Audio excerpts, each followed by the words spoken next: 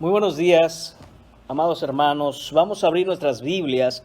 Le invito a abrir su Biblia en Marcos capítulo 2. Empezamos ya en esta mañana el capítulo 2 de nuestra serie de exposiciones en el Evangelio de Marcos.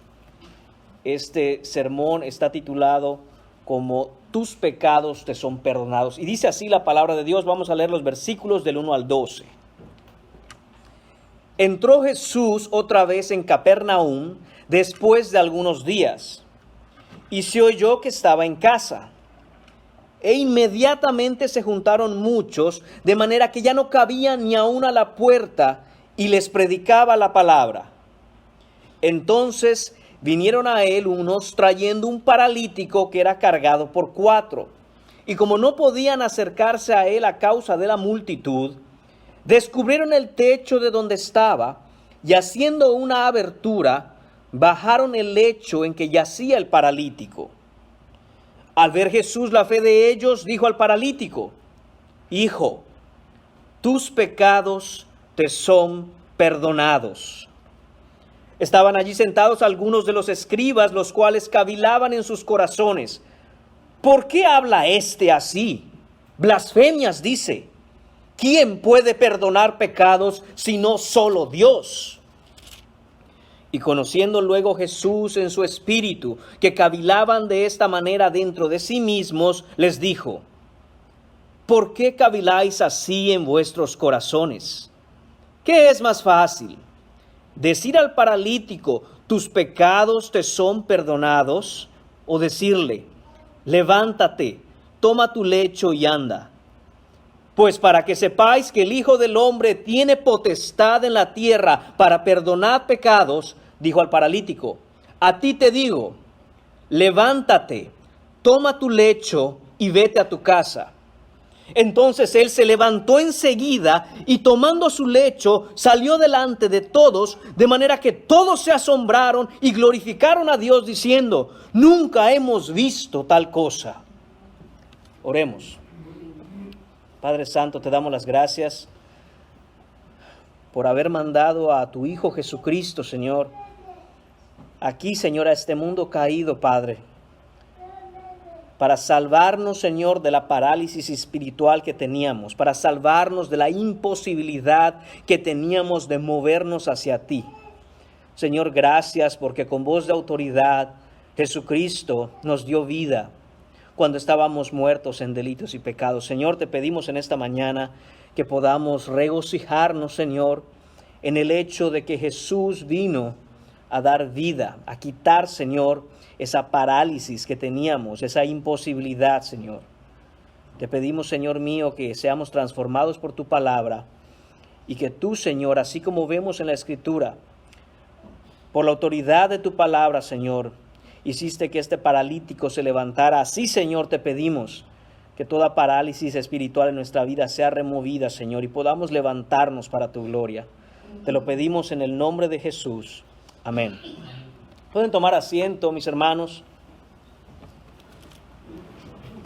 Seguramente cada uno de los que estamos escuchando este mensaje hoy puede sentarse a hacer una lista, quizá una larga lista de diferentes problemas que está enfrentando en su vida. Estos problemas pueden ser problemas económicos, pueden ser problemas de salud, pueden ser problemas familiares o matrimoniales. Y si se les pidiera que los ordenen de mayor a menor, piensen esto por un momento. Si yo le pidiera que ordene sus problemas de mayor a menor, ¿cuál sería el número 1? Le voy a dar unos segundos para que piense. ¿Cuál sería el problema número 1 que usted tiene en su vida? Voy a ponerlo de esta manera. Si alguien le dijera que puede resolver uno de sus problemas, de los tantos problemas que pudiera usted decir, va a resolverles uno de manera inmediata, de forma instantánea, ¿cuál de todos le pediría a usted que resolviera? ¿Cuál de todos los problemas usted diría, resuélveme con que me resuelvas, yo ya voy a estar más tranquilo? Creo, hermanos míos, que todos pediríamos que resolvieran el problema que más creemos que necesitamos o que más nos afecta. Pero debemos prestar atención a esto. Debemos entender que la más grande necesidad de cada uno de los que estamos aquí y cada uno de los que está en el mundo es el perdón de pecados. Ese es el problema más grande que tenemos. Sin el perdón de pecados, hermanos míos, todo lo demás no importa. Su mayor necesidad no es lograr un mejor nivel de vida. Su mayor necesidad no es encontrar un mejor trabajo. Su mayor necesidad no es tener una mejor salud. Su mayor necesidad no es vivir en una casa más grande o comprar un coche más nuevo o tener más dinero en el banco. Esas cosas pueden tener su importancia, pero no son lo más importante y están muy lejos de ser lo más importante. Lo más importante, y quiero dejarlo muy claro, lo más importante y tu necesidad mayor es escuchar que Jesucristo, el Hijo de Dios, te diga: hijo, hija, tus pecados te son perdonados. Romanos capítulo 3, versículo 23 nos dice: por cuanto todos pecaron, están destituidos de la gloria de Dios. Cada uno de nuestros pecados, hermanos míos, cada pecado que hemos cometido y que cometemos, se comete contra Dios. ¿Por qué no entendemos lo terrible que es esto? Hermanos míos, porque nos cuesta reconocer que fuimos concebidos en pecado, en el vientre de una mujer pecadora, engendrados por un padre pecador, nacimos pecadores en un mundo inundado de pecado, crecimos pecando en una sociedad que no conoce otra cosa sino de continuo solamente pecar. Y hermanos míos, pecamos de manera natural. Nadie tiene que enseñarle a un niño a pecar, aprenden solos. Ahora, ¿por qué esto es tan terrible? Porque se comete contra Dios. ¿Y por qué no paramos de pecar? Porque no entendemos lo que eso significa. ¿Y por qué no entendemos lo que eso significa? Porque no sabemos quién es Dios. Cuando empezamos a entender, amados hermanos, quién es Dios, empezamos también a entender que nuestro mayor problema es que hemos pecado contra Él y que necesitamos su perdón más que cualquier otra cosa que pudiéramos imaginar. En el pasaje de esta mañana, mis hermanos, veremos que el único que puede otorgar ese perdón es Cristo Jesús. Así que vayamos al pasaje. El primer punto de esta mañana, vamos a explorar los versículos 1 y 2 y se llama la multitud. Vamos a ver esta multitud de personas. Dice el versículo 1, entró Jesús otra vez en Capernaum después de algunos días. Recuerde que al final del capítulo 1 vimos que Jesús sanó a un leproso. Su fama se hizo tanta que ya no podía entrar a la ciudad y tenía que quedarse en el desierto. Después de algunos días, la gente empezó a calmarse y es entonces que dice que entró otra vez en Capernaum. Después de algunos días que él estuvo ahí, ya pudo volver. Pero habían escuchado las personas que ya estaba en casa. ¿Qué casa es esta? La casa de Pedro. Hablábamos que lo más probable, lo más lógico es que Jesús durante su ministerio terrenal, cuando inició su ministerio tomando Capernaum como el lugar donde empezaría la obra, tomó por casa de Pedro su morada. Es esta casa a la que se refiere cuando dice, y se oyó que estaba en casa.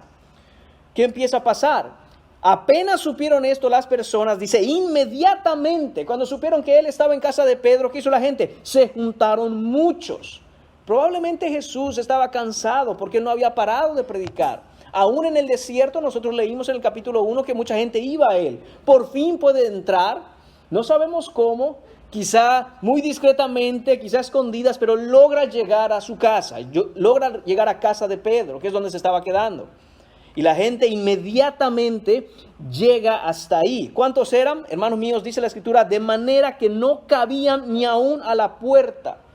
Cuando supieron que Jesús ya estaba en casa, la gente se agolpó, se amontonó, estaban ahí todos. Dice el versículo, de manera que no cabían ni aún a la puerta. Era una multitud tan grande que solo podían estar ya de pie.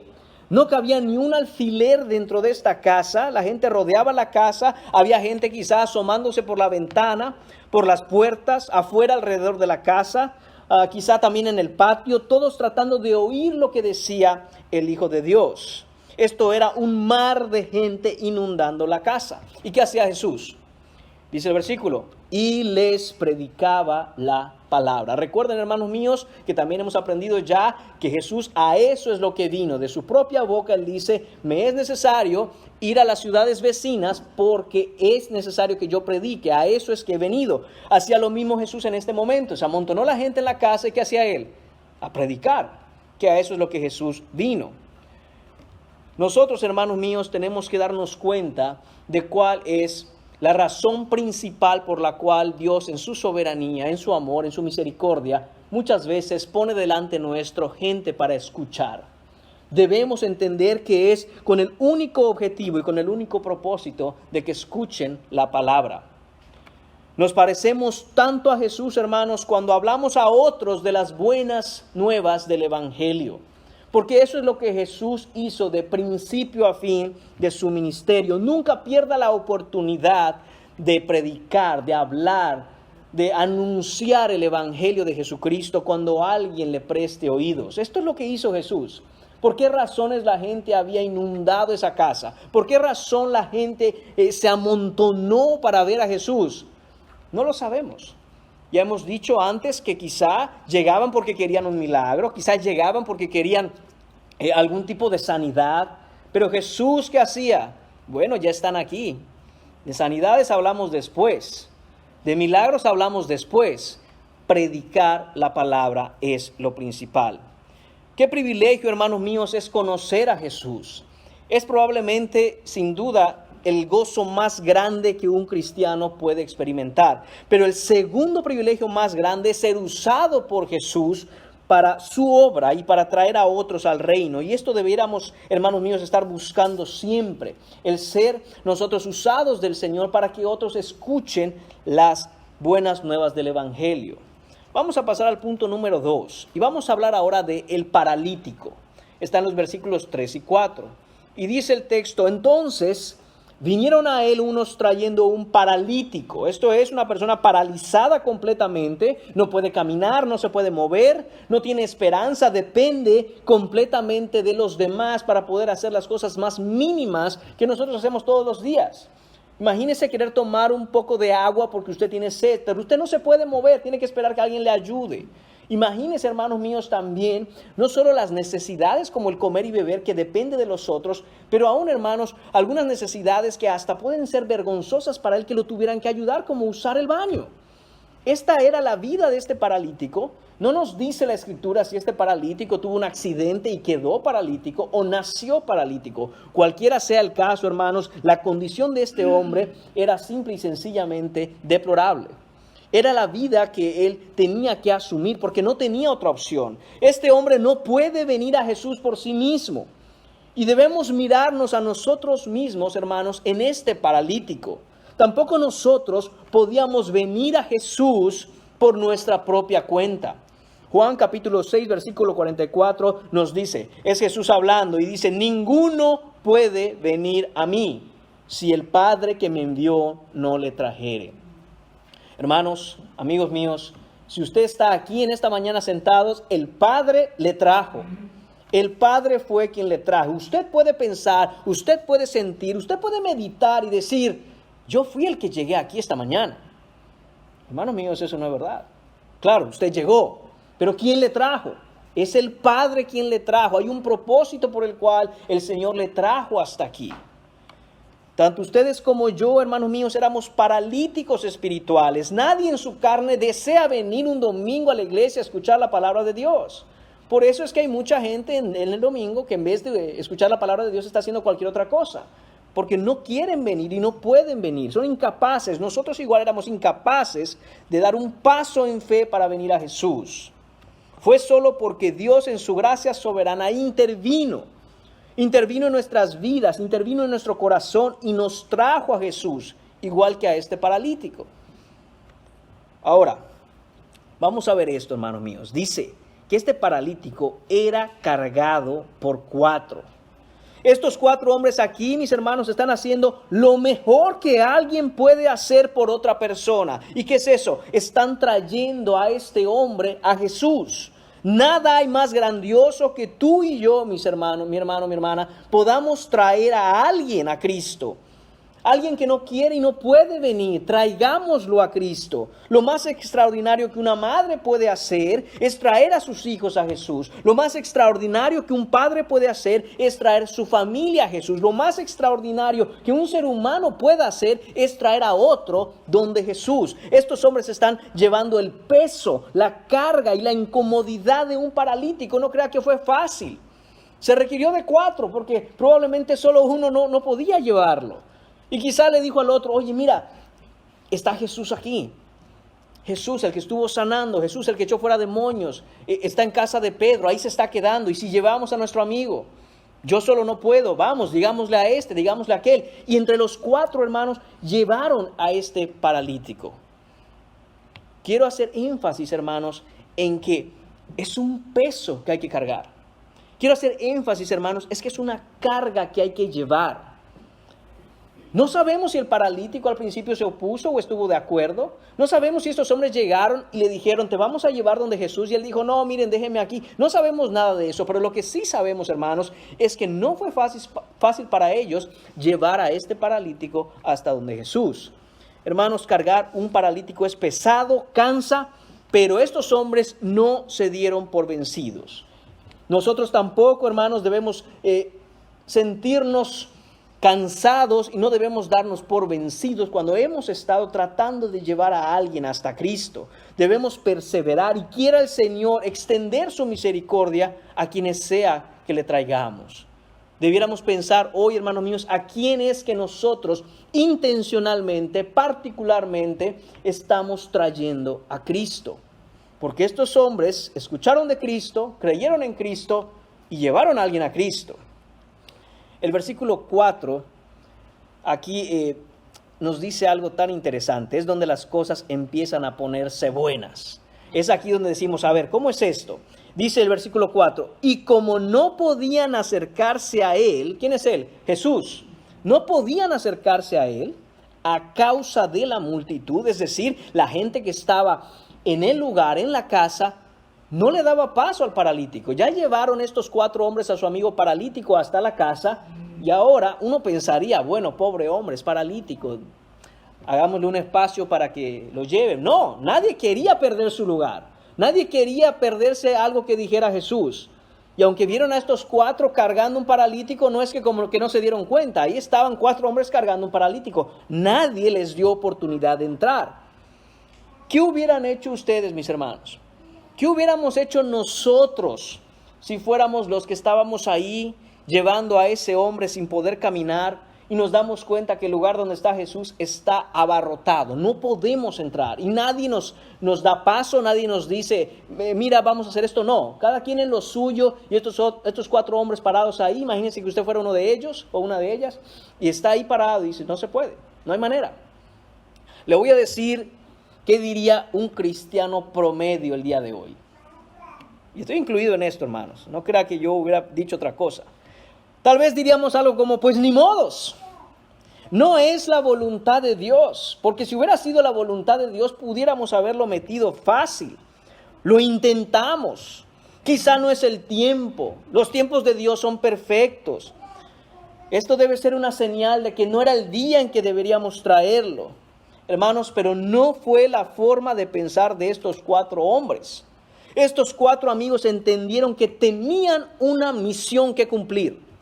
Su misión era llevar al paralítico a los pies de Jesús, cueste lo que cueste, y que Jesús haga lo que quiera con él. Ellos sabían que ellos no pueden devolverle el caminar al paralítico, pero estaban determinados a hacer algo. Lo llevamos a los pies de Jesús y que Jesús haga lo que él desee. Estos hombres tenían esa determinación de sortear cualquier obstáculo, quitar cualquier estorbo, luchar contra cualquier dificultad. ¿Y qué hicieron? Dice el texto, descubrieron el techo donde estaba. ¿Dónde estaba quién? Jesús. Es decir, que empezaron quizá a asomarse por la ventana, a tratar de mirar dónde está Jesús y lo vieron, ahí está. Y entonces les vino el ingenio y dijeron, ya sé qué vamos a hacer. Subámonos al techo y ahí donde está parado Jesús, lo llevamos. Hermanos, yo no sé de quién fue la idea de esos 4, Pero el punto es que a alguien se le ocurrió y los 4 estuvieron de acuerdo en hacerlo. Esto es pensar más allá de los límites, como se dice en una expresión en inglés, out of the box, fuera de la caja, ¿no? Vamos a hacer algo, pero vamos a llevar a Jesús a los pies, vamos a llevar, al paralítico a los pies de Jesús. ¿Y qué hicieron? Haciendo una abertura, bajaron el lecho en que yacía el paralítico. Me encanta cómo Marcos lo dice. Haciendo una abertura.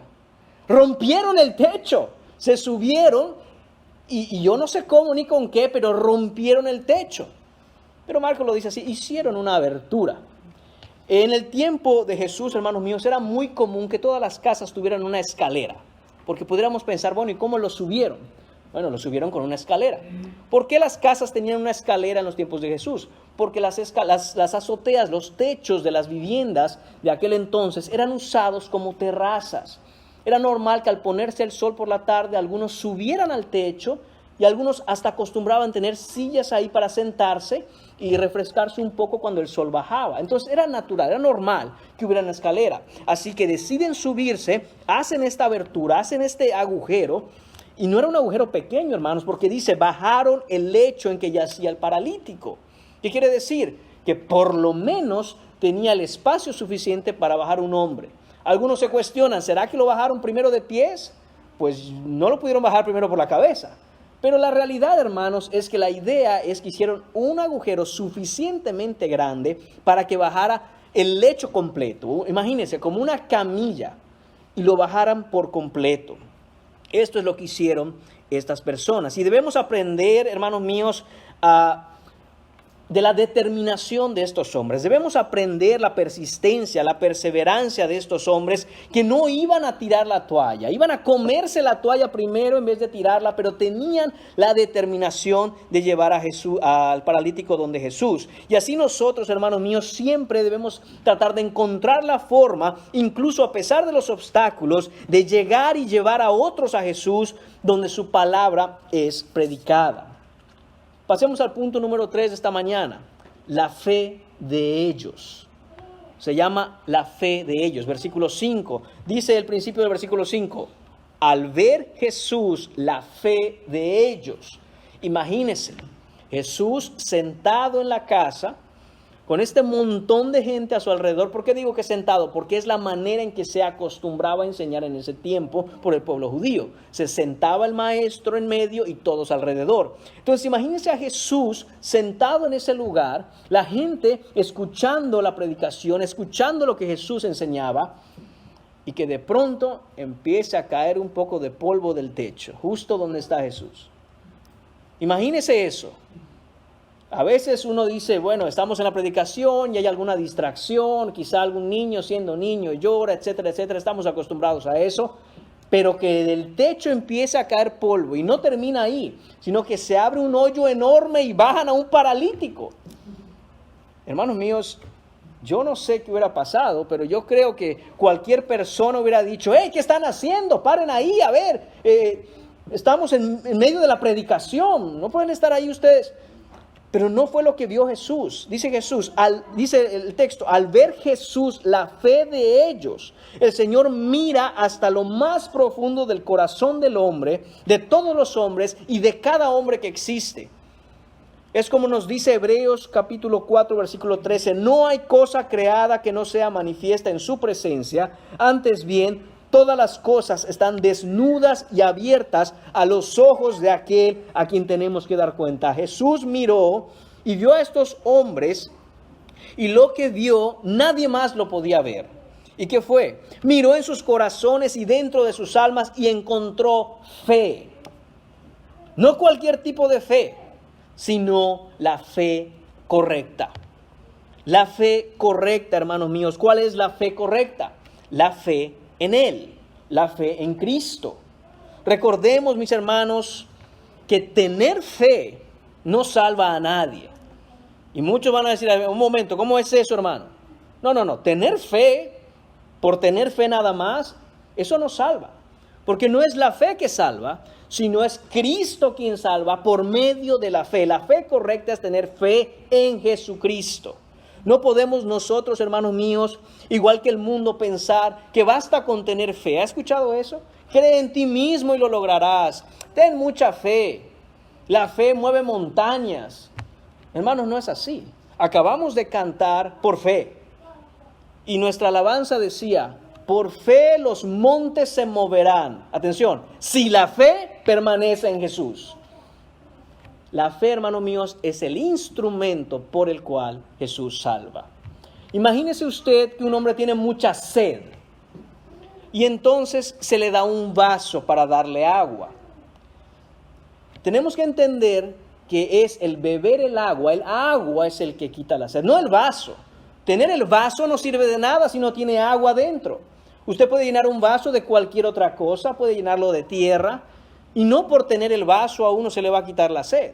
Es porque el agua que está en el vaso es bebible, es fresca, y entonces a uno le quita la sed. Lo mismo es con la fe. Usted puede tener fe, pero si su fe no es en Jesús, de nada le sirve tener fe. Usted puede estar sinceramente convencido de tener fe en algo que es falso, y eso no le va a salvar. Lo que le va a salvar es tener fe en Jesucristo. Hay quienes tienen mucha fe, pero tienen una fe incorrecta, porque creen que teniendo fe en cualquier cosa es suficiente para la salvación. Y eso no es cierto, hermanos míos.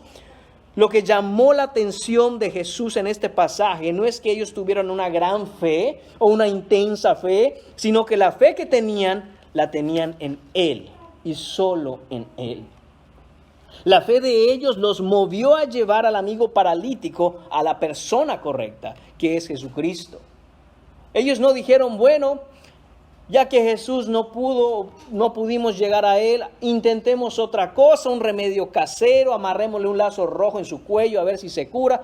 No, su fe estaba en Jesucristo, por eso la determinación fue llevarlo a los pies de Jesús. La única fe que salva, hermanos míos, es la fe en Cristo. La única fe por la que podemos ser salvos es por la fe en el Hijo de Dios. Hebreos capítulo 11, versículo 6 nos dice, pero sin fe es imposible agradar a Dios, porque es necesario que el que se acerca a Dios crea que le hay y que es galardonador de quienes le buscan. Y yo creo que todos han escuchado este versículo antes, pero quiero que note esto. Dice, sin fe es imposible agradar a Dios. Note cómo la conexión inmediata entre fe con Dios. Segundo, dice, es necesario, ¿qué cosa? Que el que se acerca a Dios. Si tiene fe, pero esa fe no le acerca a Dios, esa fe no es fe salvadora. Esa fe no es fe para salvación. Además, dice que hay que creer esto. Él es galardonador. Amén. Pero no solo galardonador porque sí. ¿Galardonador de quiénes? De quienes le buscan. Sin fe no se agrada a Dios, pero esa fe es fe que le busca a Él. Estos hombres tuvieron fe, pero no se quedaron sentados en su casa, sino que fueron en busca de aquel en quien su fe está depositada, que es Cristo Jesús. La fe que profesamos debe ser una fe que busca a Cristo, porque si no busca a Cristo la fe que uno profesa tener, entonces esa fe no sirve de nada. La fe de ellos, de los 5, los 4 hombres que ayudaron al paralítico y al paralítico, fue una fe centrada en Cristo, fue la fe correcta, una fe dinámica, una fe en acción, no pasiva. Está en movimiento, no es una fe inmóvil, es una fe que avanza siempre, está viva, crece, se involucra, acciona, busca, alcanza y trae a otros a Jesús. La pregunta ¿es esa fe la que tenemos? ¿Es esa fe la que estamos aquí sentados? ¿Es esta la fe? Si Jesús viniera hoy y como Él puede ver lo más profundo de nuestros corazones, ¿vería la misma fe que vio en estos hombres, la fe correcta, la fe en Él o no? Esa es una gran pregunta, hermanos míos, que debemos contestarlo. Eso es lo que estos hombres están haciendo. Están mostrando la acción, el fruto de su fe al llevar a este hombre paralítico donde Jesús. No están sentados en el sofá de su casa viendo televisión, sino que tienen en mente una sola cosa. Vamos a llegar donde Jesús, a como dé lugar y cueste lo que cueste, y nada nos lo puede impedir. Hermanos, ese es el tipo de fe que necesitamos. Ese es el tipo de fe que es requerida para que los santos crezcan. ¿Qué está viendo Jesús en nuestros corazones ahora mismo? ¿Qué tipo de fe tenemos? Ahora, miren qué pasa cuando Jesús ve este tipo de fe en el corazón de quienes le buscan. Dice el versículo 5. Dijo al paralítico, Jesús dijo al paralítico, hijo, tus pecados te son perdonados. Mire qué hermoso y qué tierno Jesús. Ve a este hombre y le dice, hijo. No le dice, ¿sabes qué? Me estás interrumpiendo. Estoy en medio de la predicación. Mira, ven otro día. Mira, aquí ya hiciste, dañaste esta casa. A ver qué van a hacer ustedes para arreglar el problema en que ya se metieron. No, le dice con tanta ternura, hijo. Con el amor y ternura de un padre que cuida de sus pequeños. Jesús ve en este hombre un corazón lleno de fe y le dice, hijo, tus pecados te son perdonados. Todos en la casa podían ver el problema físico de este hombre. Todos en la casa podían ver que este hombre está paralizado. Pero Jesús vio lo que nadie podía ver. Jesús miró más allá de lo físico, miró la realidad última, la realidad espiritual, no lo temporal, sino lo eterno. Jesús ve la necesidad más grande de este hombre. Y no era su parálisis física, sino su parálisis espiritual, su imposibilidad. El no poder caminar físicamente no era nada comparado el no poder caminar espiritualmente para moverse hacia Él. Y ahora Jesús quita toda imposibilidad y todo estorbo entre este hombre y Dios diciendo, tus pecados te son perdonados. Recordemos, hermanos míos, que el pecado ha hecho división entre el hombre y Dios.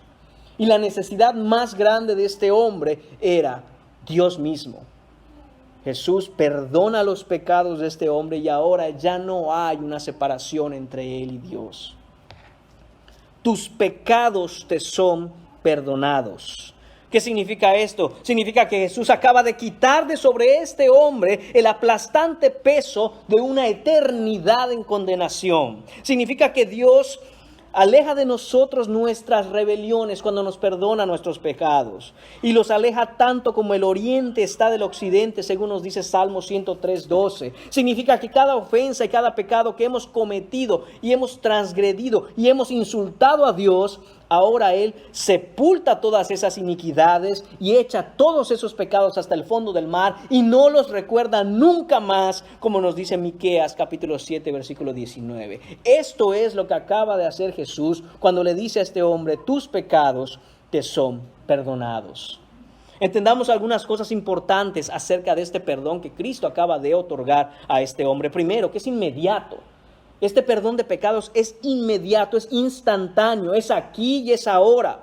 No le dice, un día tus pecados serán perdonados. No le dice, en la otra vida te perdonaré tus pecados. No, mis hermanos, si tus pecados no son perdonados aquí, ahora y en esta vida, no te serán perdonados jamás.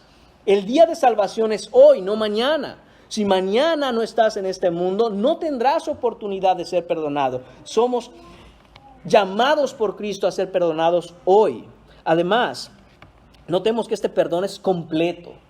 Le dice, tus pecados te son perdonados. No dice tu pecado, no dice algunos pecados. Tus pecados, todos tus pecados son perdonados. No hay nada más que agregar a la obra salvífica de Cristo. Cuando Cristo perdona, perdona por completo. Por todos los pecados que cometimos, por todos los pecados que cometeremos, la obra está terminada.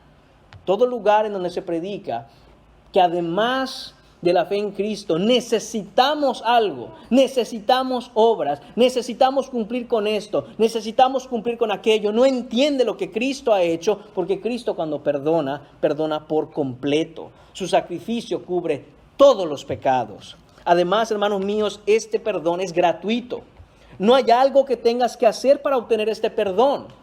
La pura fe en Cristo Jesús y solo la fe, solo en Cristo es la que salva. Además, imaginen esto, ¿qué podría hacer este paralítico si Jesús le dice, te voy a perdonar tus pecados, pero mira, además de lo que te estoy diciendo, tienes que hacer esto, esto, esto y esto? El hombre está paralítico. Mira, te voy a perdonar tus pecados, pero vas a tener que venir a la sinagoga y hacer... Está paralítico. Mira, te voy a perdonar tus pecados, pero ahora tienes que ir de casa en casa predicando como yo predico. Está paralítico. Si Jesús no lo perdona por completo y lo perdona de manera gratuita, el hombre no puede obtener ningún tipo de perdón. Por eso es que, hermanos míos, el Evangelio de Jesucristo es la noticia más increíble, más extraordinaria que algún humano pueda escuchar. Que este perdón es inmediato, es completo y es gratuito. Además, se dan cuenta que este pecador, este paralítico que es pecador, ¿cuánto más podía pecar? Estaba paralítico, no es como que se iba a ir a la cantina de la esquina. Y sin embargo, no podía hacer ninguna obra buena, pero sí podía pecar.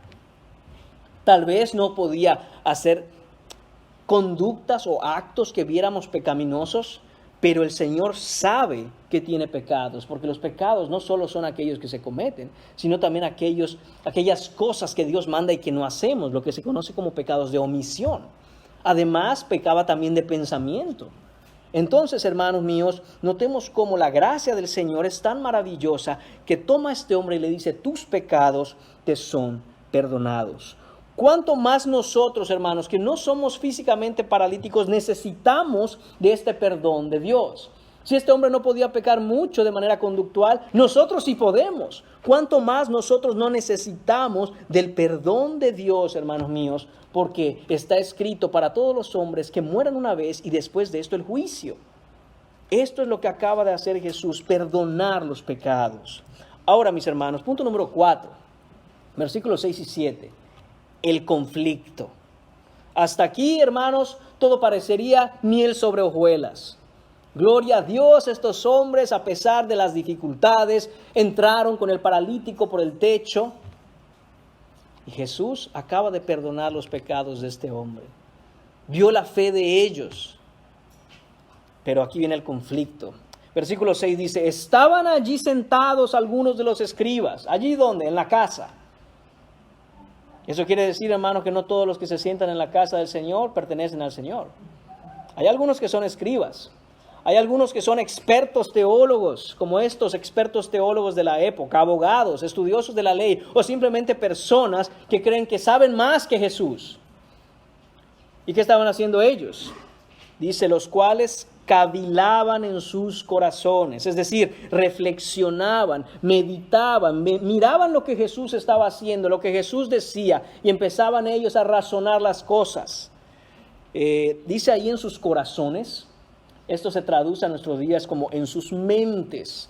¿Por qué? Porque el judío relaciona el pensar, el meditar con el corazón. No como nosotros que relacionamos el corazón con los sentimientos, las emociones. No, los judíos hablaban de sentimientos, emociones más relacionados con las entrañas, con los intestinos. Así lo concibe la mente judía. Entonces, lo que quiere decir, hermanos míos, es que ellos escuchaban y pensaban, razonaban, reflexionaban lo que Jesús decía. ¿Y qué conclusión tuvieron estas personas, los escribas? ¿Por qué habla así? Note cómo el con desdén, con reproche. Y ¿cómo se atreve a hablar así? Blasfemias dice. ¿Quién puede perdonar pecados sino solo Dios? Atención, cuando ellos dicen, ¿quién puede perdonar pecados sino solo Dios? Ellos están en lo correcto. Solo Dios puede perdonar pecados. Nadie más puede perdonar pecados. ¿Por qué nadie más puede perdonar pecados? Hermanos míos, porque todos los pecados que cometemos, los cometemos contra Dios. Estamos en deuda con Dios. Entonces, imagínense que usted le debe muchísimo dinero al banco. Y entonces un día, yo sé que usted está muy presionado, está muy estresado por esta deuda que tiene. Y yo llego y le digo, no se preocupe, yo le perdono la deuda. Ya no le debe usted nada al banco. Y usted me va a mirar y me va a decir, ¿y tú quién eres? Al que le debo es al banco, no a ti. Sí, pero yo te quiero perdonar la deuda. ¿Pero tú quién eres? ¿El dueño del banco? ¿Quién eres tú para perdonar esa deuda? No, pues nada más digo, a ver si funciona. Hermano, obvio no va a funcionar, porque yo no tengo ni el poder ni la autoridad, ni a mí se me debe. Entonces, un hombre no puede decirle a otro, te perdono tus pecados. Porque no puede, no tiene el poder, no tiene la autoridad y los pecados no fueron cometidos en su contra. Tiene que ser Dios mismo quien perdone. Por eso, hermanos míos, no se puede encontrar perdón en ningún otro lugar, ni haciendo ninguna otra cosa. Para que un hombre sea perdonado, la deuda tiene que ser pagada. ¿Y quién es el único que la puede pagar? Es lo que está ocurriendo aquí, Jesucristo. Jesucristo ha estado mostrando que Él tiene autoridad sobre los hombres cuando llama a sus primeros discípulos y estos le siguen. Mostró su autoridad en la enseñanza cuando entra el día del Señor en la sinagoga y empieza a enseñar. Mostró su autoridad sobre los demonios cuando expulsa a los demonios fuera. Mostró su autoridad cuando la enfermedad, tiene poder sobre la enfermedad, echa fuera la enfermedad. Ahora Jesús está mostrando que Él tiene autoridad sobre los pecados y el perdón de pecados. Estos hombres escribas tenían que haber concluido que este hombre que tienen enfrente es Dios. Pero noten cómo su mente, aunque tienen el conocimiento correcto, no conectan Dios con Jesús. Simplemente no conectan esas dos cosas y dicen, esto no puede ser. Este hombre es un blasfemo. Pero lo que Jesús está haciendo es paso a paso, día a día, demostrar que Él es Dios encarnado. Y ahora demuestra esto perdonando los pecados a este hombre. ¿Qué hacen los escribas? No es posible. Este hombre no es Dios. Hermanos míos, la mente de los escribas, esta mente legalista, fariseica, hasta el día de hoy la tenemos entre nosotros. Hay personas que dicen conocer a Dios y que dicen leer la Escritura y que dicen seguir las enseñanzas de Jesús, pero que Jesús no es Dios. Hermanos, eso es una mentira. Claramente vemos cómo Jesús ha demostrado tener autoridad sobre todas las cosas, incluido el perdón de pecados. ¿Por qué? Porque Él es Dios, Él puede perdonar los pecados. Ellos pensaban, hermanos míos, estos escribas, que podían saber o entender mejor las Escrituras que Jesús. Ellos veían a este hombre y decían, ¿este hombre quién es? Este carpintero. ¿Qué va a saber este carpintero? Nosotros hemos pasado tantos años en la tradición de nuestros padres, en la tradición de la sinagoga, en la tradición de la religión judía, como para que este carpintero venga y diga que puede perdonar pecados. Pero miren lo que hace Jesús, versículo 8. Y conociendo luego Jesús en su espíritu que cavilaban de esta manera dentro de sí mismos, les dijo, ¿por qué caviláis así en vuestros corazones? Hermanos míos, Jesús puede ver exactamente lo que hay en nuestra mente en todo momento. En todo momento Jesús sabe lo que estás pensando, sabe lo que estoy pensando y aún lo que voy a pensar. Él sabe exactamente todo. Los escribas no necesitan abrir la boca y decir nada y ya Jesús conoce lo que están pensando. Jesús puede leer la carta completa sin tener que abrir el sobre. Y por cierto, esto ya es prueba de que Jesús es Dios. Jesús, al entender lo que ellos cavilaban en sus mentes, les da otra prueba de su divinidad, les da otra prueba de que Él es Dios. ¿Por qué? Porque estos hombres tenían que haber pensado, conocedores de la Escritura como eran, en Salmos 94:11, donde dice, el Señor conoce los pensamientos de los hombres. Ezequiel capítulo 11, versículo 5, así dice el Señor, casa de Israel, yo conozco vuestros pensamientos. Salmo 139:2, Señor, tú conoces mi sentar y mi levantar, desde lejos comprendes mis pensamientos. Si los escribas realmente conocían tanta escritura como decían, desde el momento en que Jesús se voltea y les dice, ¿por qué están pensando de esa manera en sus mentes? Ellos debieron haber dadose cuenta de que otra prueba más de que este hombre que tenemos enfrente es Dios. Porque nadie puede leer los pensamientos sino solo Dios. En este momento estos escribas, no sé cómo se sintieron, cómo se sentiría usted de que estuviera pensando algo. Y este hombre, que es Jesucristo, se voltea y le diga, esto es lo que estás pensando. Y es exactamente lo que usted tiene en mente.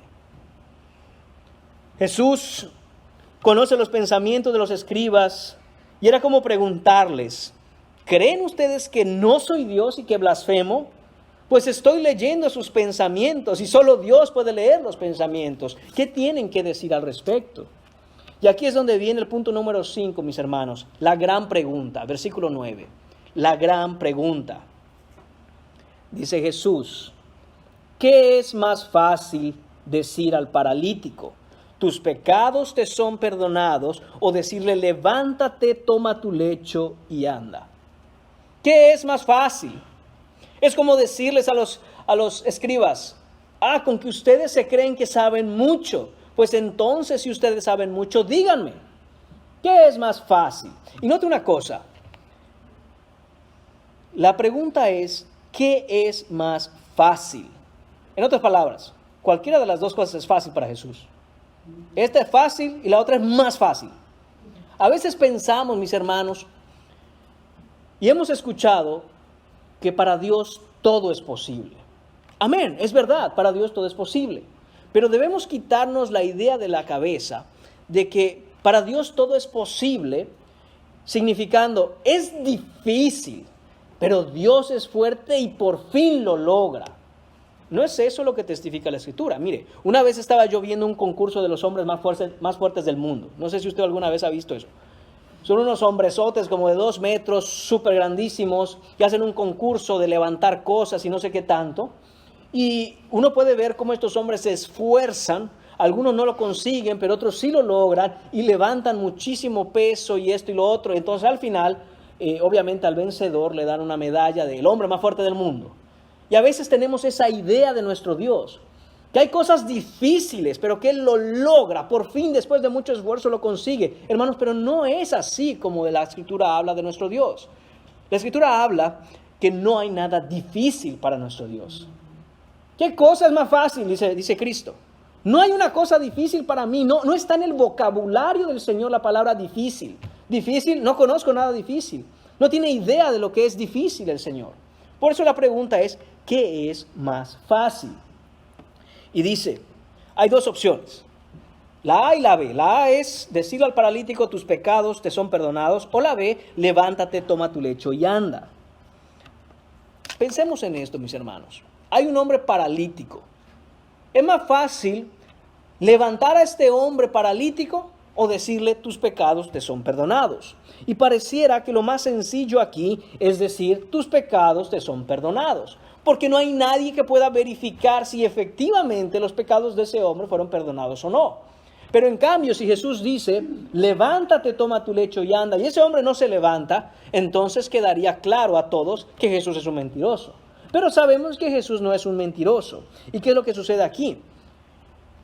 Tiene a los escribas en una encrucijada. ¿Por qué?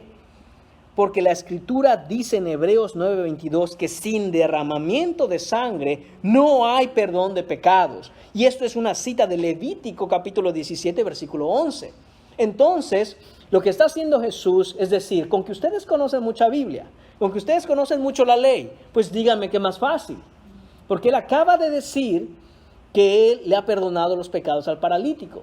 Entonces, ¿dónde está el derramamiento de sangre? O entonces, ¿qué hacemos? ¿Mejor levantamos al paralítico de entre los muertos? Hermanos, no registra la Escritura ninguna respuesta por parte de los fariseos, de los escribas, perdón. Ahí posiblemente habían fariseos, porque los escribas podían ser de diferentes denominaciones, saduceos, fariseos, pero la Escritura solo nos dice escribas. ¿Qué responden los escribas? Nada, no dicen absolutamente nada, los tienen en una encrucijada.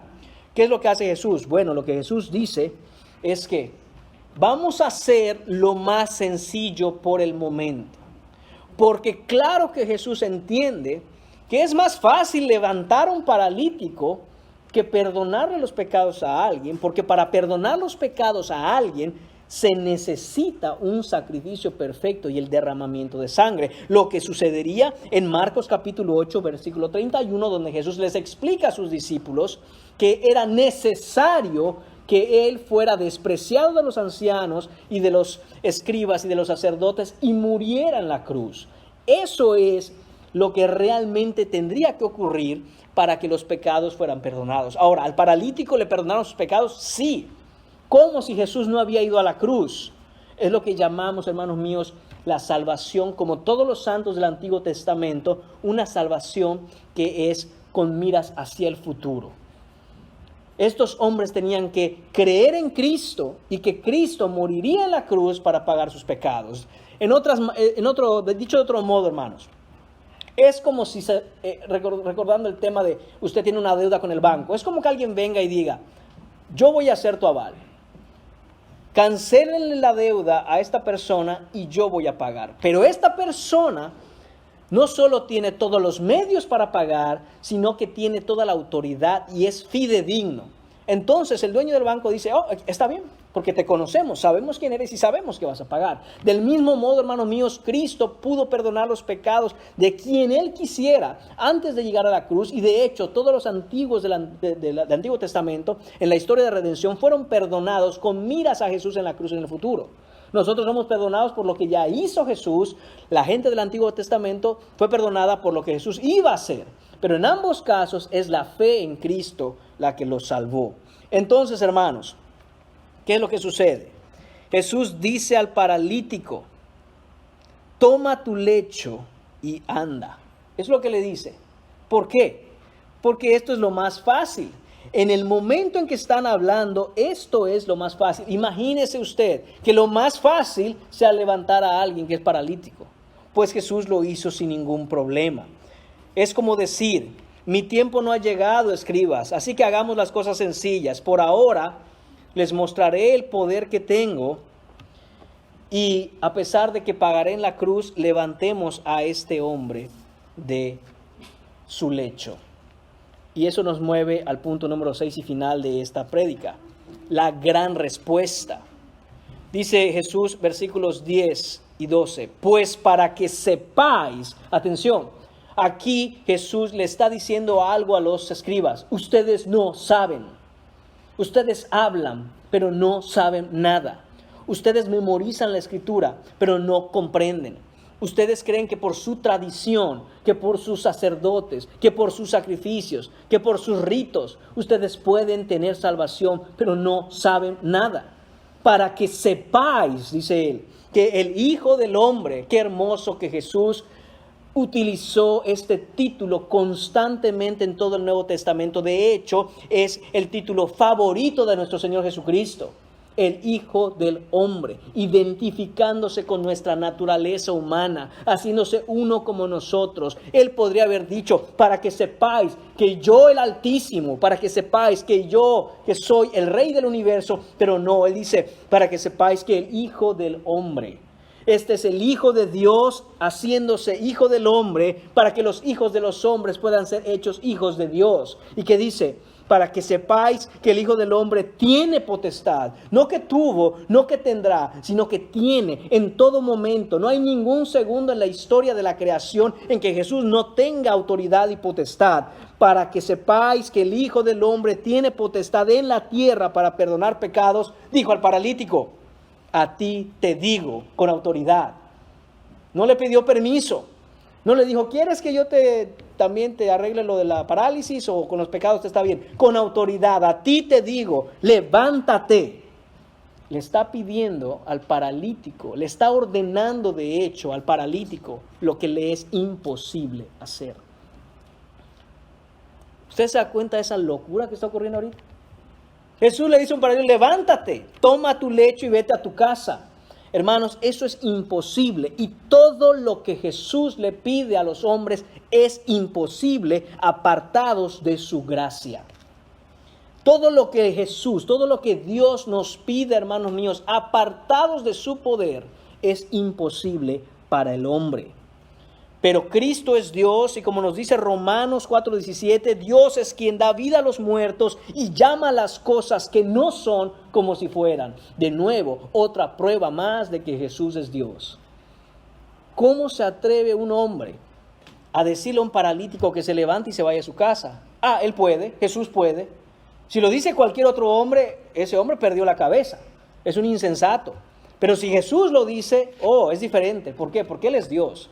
Y lo vemos cuando dice el versículo que acabo de citar de Romanos 4:17, que es Dios quien puede llamar las cosas que no son como si fueran. Solo Él tiene la autoridad de hacer eso. Le dice, levántate. Apartado de la gracia de Dios, este hombre no pudiera levantarse. Apartados, todos los que estamos aquí, mis hermanos, de la gracia de Dios, ninguno de nosotros pudiera haberse levantado esta mañana de la cama. Y le dice, toma tu lecho y ve a tu casa. Hermanos, hasta el aliento de los escribas, con el cual llamaban a Jesús blasfemo, es el aliento que Dios les dio. La vida de todos aquellos que están en enemistad contra Cristo, la sigue sosteniendo Jesús a pesar de todo. El aliento que nos da el Señor cada día es el aliento que necesitamos para alabarle. Y tristemente muchos de nosotros no lo hacemos. Cuando llamamos a la gente, cuando compartimos con otros el Evangelio y les pedimos que vengan a la fe y al arrepentimiento, hermanos míos, estamos pidiéndole a un paralítico que se levante. Y tenemos que entender que solo puede ocurrir si el Espíritu Santo, por su poder y la gracia del Señor, lo levanta de ese lecho. De ahí la importancia que debamos siempre estar en oración, en ruego, en súplica al Señor de la mies, que mande obreros a su mies y que su Santo Espíritu esté con ellos para levantar muertos. Dios es quien concede el arrepentimiento y la fe. ¿Recuerdan el ejemplo del hombre con un vaso de agua? Hay personas que creen que el vaso es suyo. Dice, bueno, no tengo fe, la fe me la va a dar Jesús. Pero el vaso es mío. No, nada es de nosotros. Todo nos viene del Señor. El vaso y el agua que el Señor pone en el vaso. La fe y la salvación que viene a través de la fe. Cuando Jesús le ordena, levántate, es Él, Jesucristo, quien pone en el paralítico el querer como el hacer por su buena voluntad. Cuando alguien viene a Cristo, mis hermanos, es Cristo el quien ha traído a esta persona a Él. Y atención, esto no significa de ninguna manera que el hombre no tiene responsabilidad de venir a Cristo. Ningún hombre puede decir, yo no tengo fe por culpa de Dios porque no me ha dado la fe. No, mis hermanos, cuando Jesús da la orden al paralítico, es el paralítico quien tiene que ponerse de pie. Es voluntariamente él quien tiene que tomar su lecho y después irse a su casa. Pero es solo por la gracia de Dios. Y continúa el texto diciendo, entonces él se levantó enseguida. Note eso. Cuando Jesús le dio la orden, este paralítico que llevaba en su lecho no sé cuántos años, inmediatamente, enseguida, se puso de pie. Hubo una acción. Porque cuando el Espíritu de Dios toca, hay un cambio inmediato en aquel que toca. No estoy diciendo que el cambio es drástico, porque muchos de esos cambios son paulatinos, son poco a poco. Pero hay un cambio. Cuando el Espíritu de Dios toca a alguien, hay un cambio instantáneo. ¿Y qué hace? Este hombre obedece y salió delante de todos. ¿Se dan cuenta de esto? Es un testimonio público. Esto no fue secreto. Esto no fue él solito en su cuarto. Delante de todos él se levantó. Del mismo modo, hermanos míos, si nosotros hemos sido receptores de la gracia de Dios por la fe, hay un testimonio público que dar. Y delante de todos levantarnos y decir, el Señor me ha salvado. El Señor me ha vivificado. Yo estaba paralizado en un lecho y ahora puedo caminar. Hermanos, a veces tenemos la idea de que Jesús anda contratando agentes secretos. Que somos de su reino, que somos sus siervos, que le servimos, pero nadie lo sabe. Somos agentes secretos. No, hermanos, Dios no tiene agentes secretos. Dios salva a alguien para servirle en público, para testificar de él en público, para que toda la gente mire. Y dice, de manera que ¿qué? Que todos se asombraron. Todos se asombraron. Y noten esto, y glorificaron a Dios. No glorificaron al paralítico. No fueron donde el paralítico y le dijeron, oye, ¿cómo le hiciste? ¡Wow! ¡Qué impresionante! ¿De dónde te salieron las fuerzas? No, sabían claramente por el testimonio de Cristo y porque conocían al paralítico que esto fue obra de Dios. Toda obra que el Señor hace en nosotros, hermanos míos, es para la gloria de su nombre, para que entre los pueblos glorifiquen a Dios. Ellos decían, nunca hemos visto tal cosa.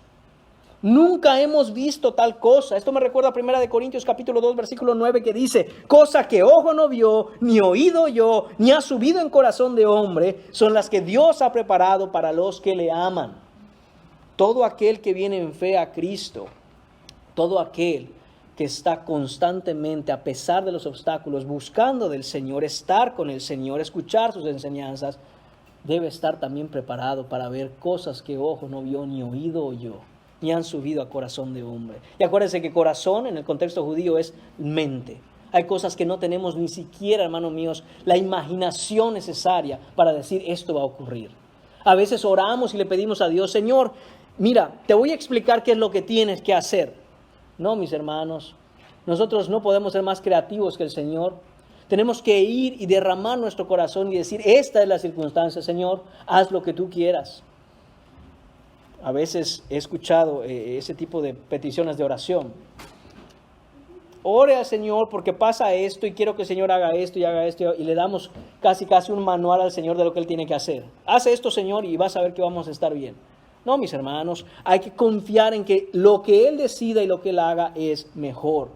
Y entonces vamos a poder decir, wow, nunca me imaginé que esto sucedió por aquella razón, nunca me imaginé que esta situación se resolvería de esta forma. Para cerrar el mensaje, mis hermanos, regresemos al tema de mirarnos en el paralítico. Debemos nosotros siempre reconocer que en cualquier área de nuestra vida que no estemos en conformidad a la palabra de Dios es porque hay una situación de parálisis. Y que esa parálisis solo la puede sanar Jesucristo. Regresemos al tema del paralítico con respecto al perdón de sus pecados. La peor parálisis que existe, mis hermanos, es la parálisis espiritual cuando ni siquiera hemos venido a Cristo. Y así como Cristo perdonó a este paralítico sus pecados de inmediato, por completo y por la eternidad de manera gratuita, así Cristo hoy es el mismo ayer, hoy y siempre. El Cristo de hoy es el mismo Cristo que estuvo en casa de Pedro, al cual por ese agujero le metieron un paralítico y le levantó. Él es el mismo. Él está vivo. Él está sentado en su trono. Y hoy nos dice, si tú no has venido a Cristo, Él puede perdonar tus pecados. Ven a Cristo hoy. Ven a Cristo. Y nos hace un llamado también a pensar en aquellos que no pueden venir a Cristo. Y decir, Señor, ¿cómo vamos a llevar a este hombre a tus pies? ¿Cómo vamos a llevar a esta mujer a tus pies? ¿Cómo mi familia va a llegar a tus pies, Señor? Y a veces hay que pensar fuera de la caja. A veces hay que pensar como estos hombres. Pues aunque rompamos un techo, después lo arreglamos. Pero vamos a perseverar en llevar a los demás a Cristo. Si eres cristiano, esfuérzate, persevera, no te rindas. La carga de un paralítico es cansada. Pero confiemos en que si lo llevamos a los pies de Jesús, Jesús hará lo que Él desee. Y lo que Él desee es lo mejor. Y si no eres cristiano, y si tú eres ese paralítico que nunca ha venido a Jesús en arrepentimiento y fe, ven hoy y tus pecados te serán perdonados por la eternidad. Oremos. Padre, te damos las gracias, Señor, por tu palabra. Y te damos las gracias, Señor, por haber venido, Señor, a sanar nuestra parálisis, a quitar de nosotros aquello que nos impedía, Señor, llegar a ti, Señor. No teníamos la voluntad, estábamos esclavizados, Señor, estábamos paralizados y huíamos de ti, Padre. Pero por tu Hijo Jesucristo que encarnó, Señor, has venido, Señor, a revivir muertos, a sanar a aquellos que no pueden caminar, Señor. Haznos caminar en tus caminos. Haz que nuestros pies con firmeza anden por las veredas que tú de antemano preparaste para que anduviéramos en ellas, Señor. Te lo pedimos en el precioso nombre de tu Hijo Jesús. Amén.